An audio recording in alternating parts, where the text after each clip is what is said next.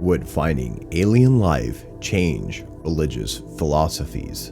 The discovery of extraterrestrial beings, be they slimy microbes or little green men, would dramatically change the way we humans view our place in the universe. But would it shatter religion?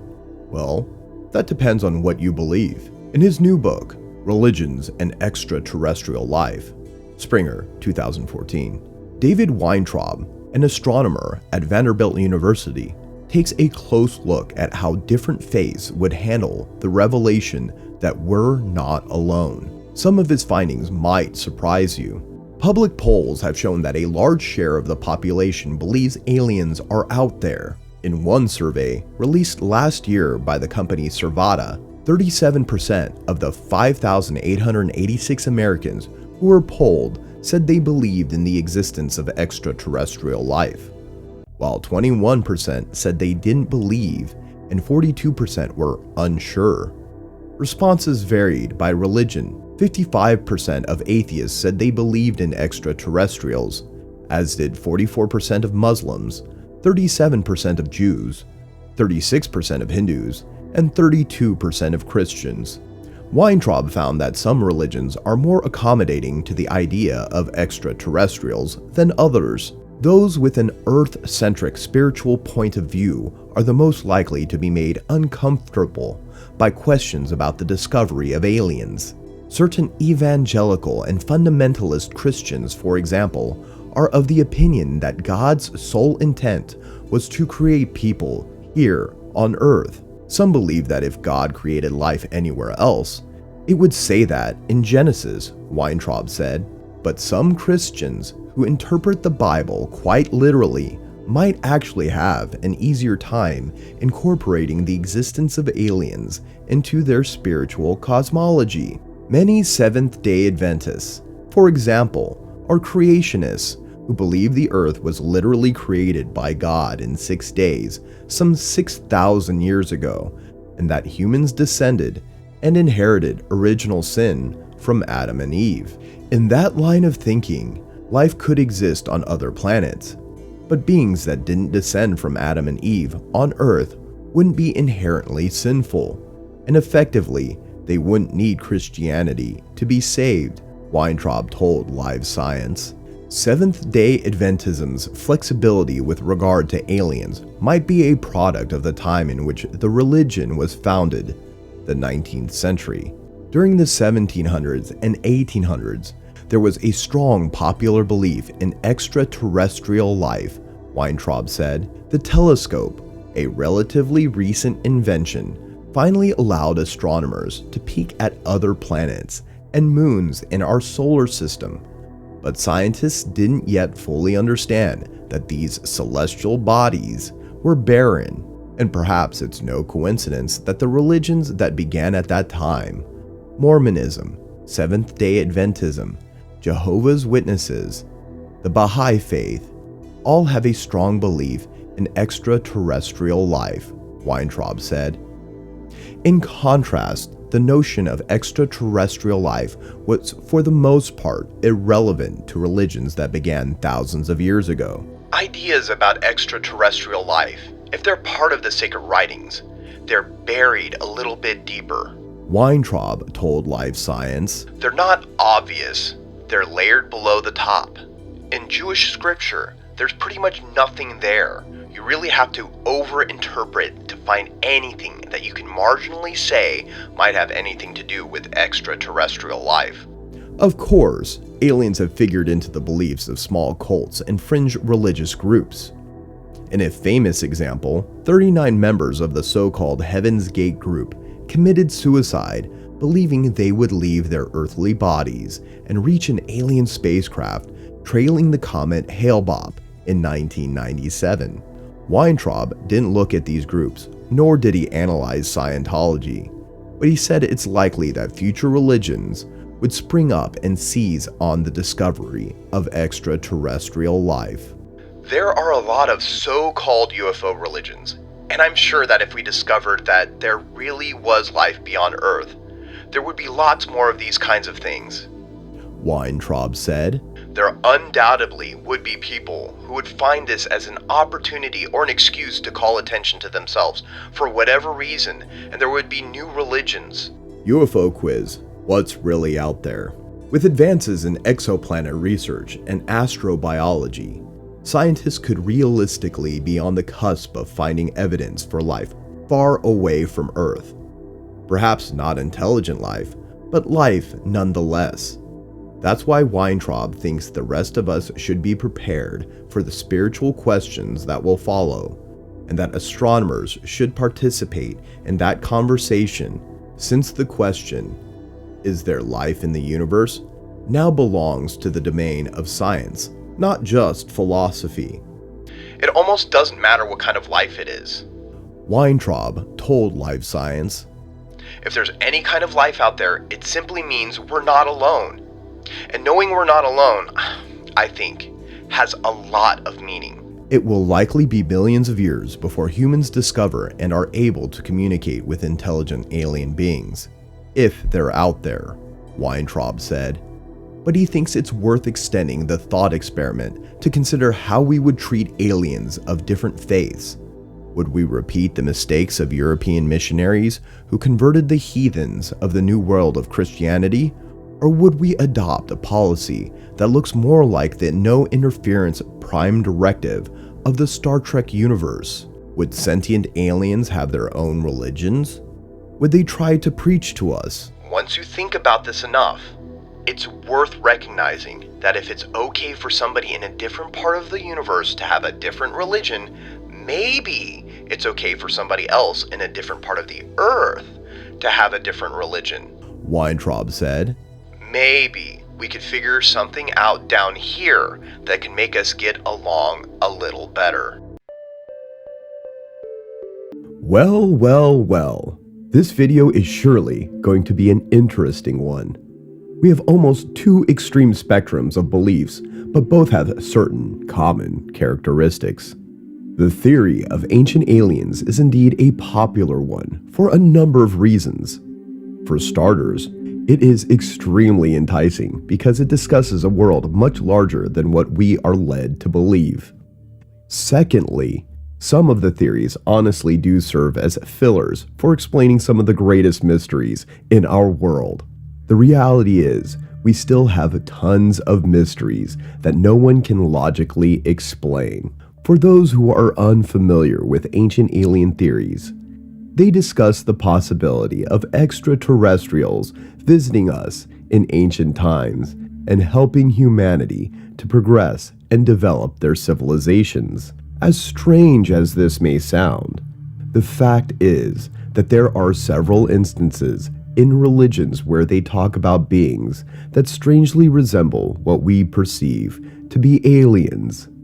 From nuclear wars to spaceships, these concepts have been discussed in ancient religious texts written thousands of years ago. The whole concept of ancient aliens is interesting in itself.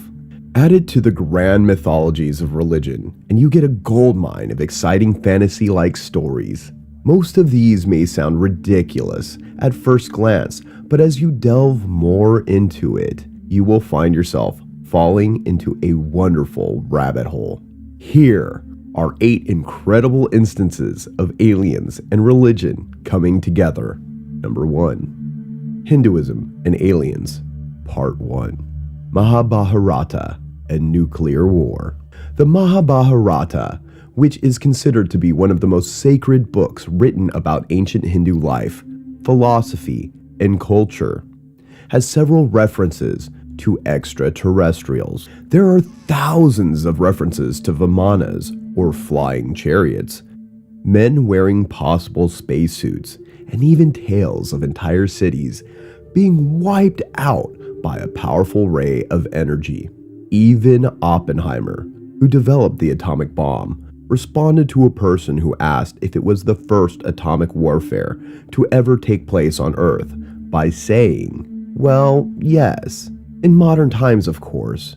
Oppenheimer was a known fan of ancient Indian philosophies and the Vedas. The war described in Mahabharata has several parts, which have astonishing similarities with what we know about nuclear and atomic warfare today. Number 2. Islam. The Quran acknowledges the possibility of extraterrestrials. Contrary to what people may think about Islam, the truth is that they believe in extraterrestrial life. Unlike other major religions which disapprove anything that isn't specifically mentioned in their holy books, most Muslims have no problem with the possible existence of UFOs. Some verses of the Quran talk about how Allah has not only created our worlds, but other worlds too. The other worlds have their own creatures, and they too had an Adam from whom the entire species developed. It also talks about the other worlds being possibly greater than the 7 heavens and 7 earths. One verse translates to, He, Allah, will bring together the life in the heavenly bodies and the life on earth when He so pleases. Number 3. Christianity, Part 1. Is God an alien himself, and is God a single being? The Bible contains an iconic phrase that translates to, Let us make mankind in our image, in our likeness, so that they may rule over the fish in the sea and the birds in the sky, over the livestock and all the wild animals, and over all the creatures that move along the ground. The words us and our clearly indicates plurality, and if that's the case, is God singular in nature? It's ridiculous to state this is what was meant, but it is an interesting question to ask. Is it possible that God might be a being from a distant part of our universe? The Vatican has stated that they do believe in the existence of extraterrestrial beings. The Vatican astronomer Guy Consolmagno thinks that angels, morning stars, and heavenly beings might be from a different planet altogether. Number 4. Judaism and aliens. Are aliens mentioned in the Torah? Numerous Torah scholars of past and present generations have spoken about references to extraterrestrial life on Earth. In the book of Judges, Deborah, the prophetess, sings about the victory achieved by Barak over Sisera and says, Cursed be Meroz, cursed be its inhabitants, says the angel of God. What is Meroz, and who are its inhabitants? Some believe that Meroz is either a star or a planet, and that the heavenly bodies spoken about in the religious books refer to beings from other planets. Deborah also states, From the heavens the stars fought, from their courses they fought against Sisera. The star mentioned here, however, didn't come to their aid, and General Barak went on to penalize Meroz and its inhabitants. Number 5. Christianity, Part 2. Is the ascension of Elijah referencing alien abduction? The ascension of Elijah can be perceived as an alien abduction due to some factors. The verse roughly translates to Elijah being taken up to the heavens by the Lord in a chariot of fire. This may sound just like a statement made from imagination, but why a chariot on fire? In what way would a chariot of fire be associated with a good thought? Any vehicle on fire is a terrible idea to imagine. There is not a single aspect to that term which makes you think it is glorious. The verse says, And it came to pass, as they still went on and talked, that behold, there appeared a chariot of fire, horses of fire, and parted them both asunder. And Elijah went up by a whirlwind into heaven. Then it proceeds to say, Behold, I will send you, Elijah the prophet, before the coming of the great and dreadful day of the Lord. Sounds sort of like an alien abduction, doesn't it? Number 6. Hinduism, Part 2. Divine energy beams, aircrafts, and WMDs. In the ancient Indian texts, there are several references to possible alien technology. Here are a few of such verses. At Rama's behest, the magnificent chariot rose up to a mountain of cloud with a tremendous din, and Bhima flew with his Vimana on an enormous ray, which was as brilliant as the sun and made a noise like the thunder of a storm. An individual named Asura Maya is also described as possessing a Vimana aircraft that measured 12 cubits in circumference and 4 wheels. There is also a scene which describes Indra's dart, which is operated with a circular reflector. Once the weapon is switched on, it was said to produce a shaft of light, which when focused on a target, would obliterate it. Lasers, anyone? Number 7. Christianity, Part 3. Sodom, Gomorrah, and Nukes. The incident written about the downfall of Sodom and Gomorrah is one of the clearer references to possible extraterrestrial intervention. One of the verses say, "Then the Lord rained down burning sulfur on Sodom and Gomorrah from the Lord out of the heavens. Thus he overthrew those cities and the entire plain, destroying all those living in the cities and also the vegetation in the land. But Lot's wife looked back and she became a pillar of salt." That is a lot of firepower. And everything described here sounds eerily similar to what happened to Hiroshima and Nagasaki. When Hiroshima was being rebuilt, the presence of stretches of sand transformed into glazed silicon was found due to atomic action. Weird, huh? Number 8. Hinduism, Part 3. Nuclear warfare and fallout in ancient India. This is another instance of what looks like nuclear war in ancient Indian texts. An ancient verse says, "Gurkha, flying in his swift and powerful Vimana, hurled against the 3 cities of the Vrishis and Anhakas a single projectile charged with all the power of the universe.